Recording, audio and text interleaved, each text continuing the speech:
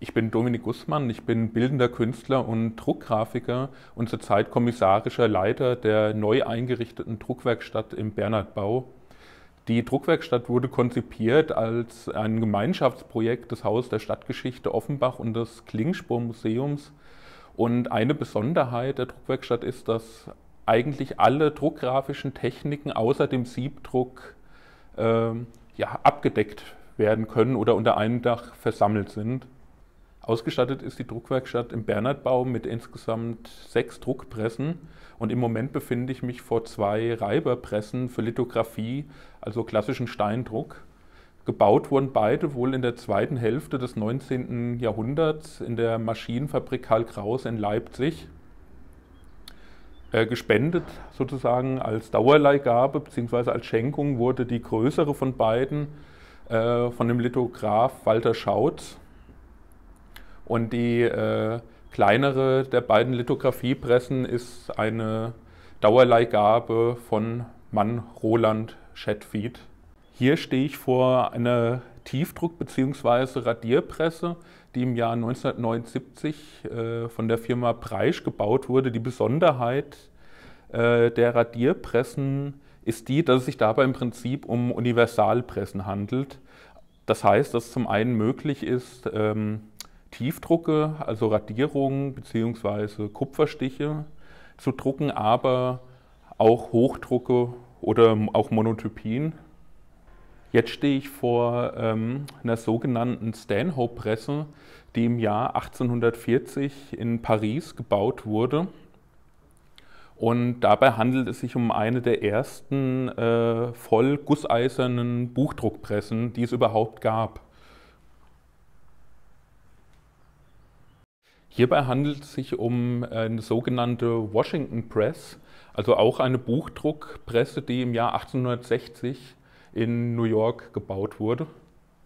Die Druckpresse, vor der ich jetzt stehe, ist die einzige motorisierte Druckpresse der Druckwerkstatt. Das heißt, dass das Farbwerk durch einen kleinen Elektromotor angetrieben wird. Es handelt sich dabei um eine FAG-Andruckpresse, die klassischerweise für Probedrucke auch im Bereich des Buchdrucks verwendet wurde. Es ist allerdings auch möglich, jede Form des Hochdrucks auf ihr zu drucken, sprich Linol und auch Holzschnitte. Hier befinden wir uns in dem sozusagen zweiten Teil der Druckwerkstatt im Bernhardbau, in dem es zum einen möglich ist, einen Bleisatz zu setzen und anzufertigen. Der Ort, an dem ich mich jetzt befinde, ist der Bereich für Buchbindearbeiten. Das bedeutet, dass die Druckwerkstatt im Bernhardbau einen vollständigen Arbeitsprozess, angefangen bei dem einzelnen druckgrafischen Blatt bis hin zum fertig gebundenen Buch oder Künstlerbuch ermöglicht. Mein Name ist Dorothee Ader. Ich arbeite im Klingspor-Museum in der Museumspädagogik und im Klingspor-Museum, das ist ein Museum für Buch- und Schriftkunst, gucken wir auf Druckgrafik und Drucke weniger aus einer handwerklichen Sicht, sondern eigentlich eher aus einer kunsthistorischen Sicht. Also Druckerzeugnisse im Sinne von künstlerischen Arbeiten sind unsere Themen dort und mit Handwerk und Technik haben wir eigentlich gar nicht so viel zu tun.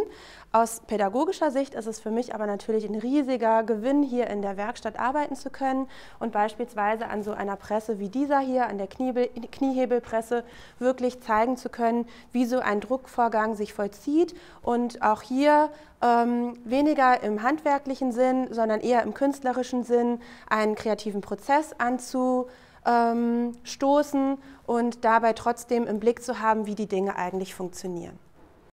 In der pädagogischen Arbeit ist es für uns schwierig, mit Bleilettern zu arbeiten. Gerade Kinder und Jugendliche dürfen laut Gesetzgebung nicht mit Blei arbeiten. Wir haben aber hier in der Werkstatt auch einen großen Bestand an Druckschriften aus Holz, also an Holzschriften, an Plakatschriften. Da sind so schöne Schriften dabei, wie beispielsweise hier die Wallau. Das ist eine alte Klingspor-Schrift. Also Klingspor war eine Schriftgießerei hier in Offenbach, mit der wir arbeiten können. Es gibt aber beispielsweise auch sowas wie hier eine riesige Helvetica als Plakatschrift. Also da können wir ganz, ganz toll große Schriftzüge erarbeiten und die auf den Pressen dann setzen. Und beim Setzen ist es so, wir ziehen mal die untere raus, damit die obere nicht so leicht uns entgegenfällt, dass wir die Lettern hier aus dem jeweiligen Setzkasten herausnehmen. Beim Setzen muss man darauf achten, jeder, der irgendwas mit Buchdruck oder Schriftsatz zu tun hat, weiß das natürlich, aber viele andere Menschen wissen es nicht, deswegen sage ich es kurz.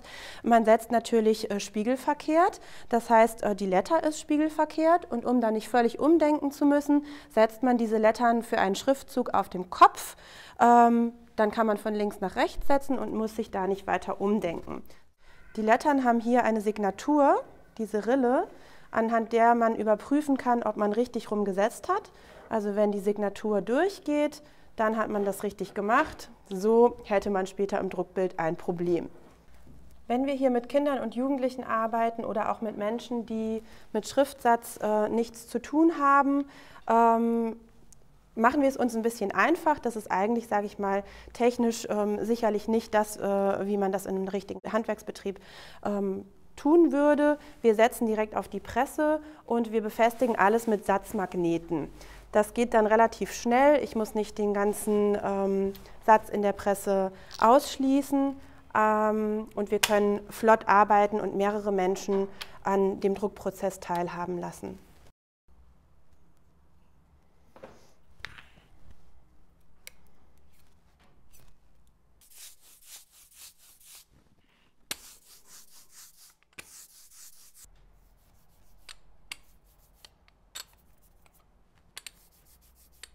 Und wir haben am gestrigen Tag schon Papiere vorbereitet, die wir einfach mit Walzendrucken und Monotypien bearbeitet haben. Also sowas ist natürlich was uns dann auch mit Blick auf unser Museum und die Drucktechniken, die sich dort finden, durchaus auch experimenteller Art anbieten. Und dann haben wir Papiere vorbereitet mit unterschiedlichen Materialien, die wir jetzt heute dann entsprechend mit den Lettern bedrucken können.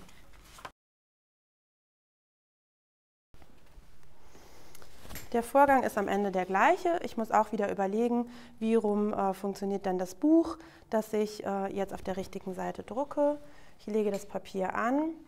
Auf der historischen Presse muss man das manuell machen und das ist natürlich ein großer ein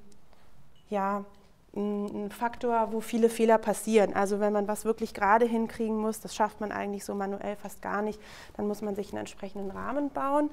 In unserem Zusammenhang heute ist es nicht so wichtig.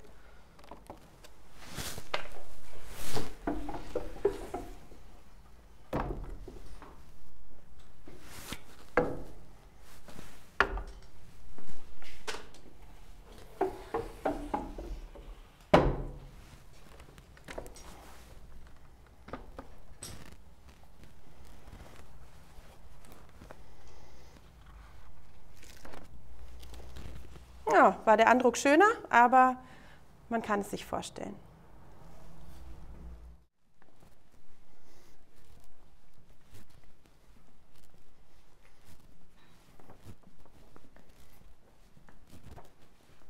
Die fertigen Drucke werden im Trockenständer zum Trocknen ausgelegt.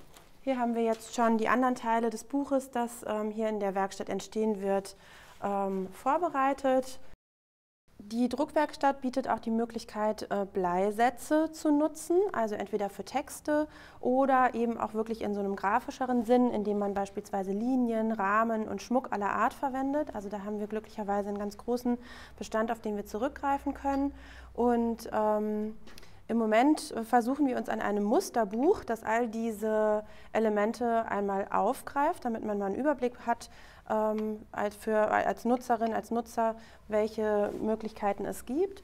Und hier drucken wir jetzt heute einen entsprechenden Bleisatz, der vor allem eben Schmuckelemente, Rahmenelemente und Linien enthält und die eigentlich auch fast so ein bisschen in ihrer grafischen Wirkung aufgreift. Deswegen gefällt es uns sehr gut, dass er hier so gesetzt ist, so klar strukturiert und wir jetzt neugierig sind, wie es auf dem Papier aussieht.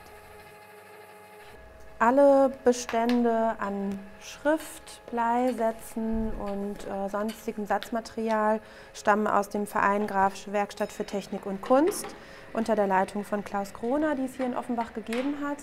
Und wir haben jetzt die spannende Situation, immer wieder auch mit Stehsätzen, die aus dieser Zeit übrig geblieben sind, konfrontiert zu sein. Und ab und zu holen wir uns mal einen aus dem Keller hoch, um den abzudrucken.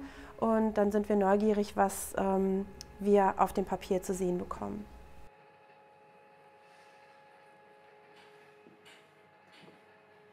Mein Name ist Monika Jäger. Auch ich arbeite im Klingspor-Museum unter der Bildung und der Vermittlung, für die ich dort zuständig bin. Und außerdem bin ich Buchkünstlerin und gebe seit Jahren dort Kurse für Erwachsene und auch Kinder und werde jetzt zeigen, wie die Bulgen, die bereits bedruckt worden sind, jetzt zu einem Buch in der koptischen Bindung gebunden werden.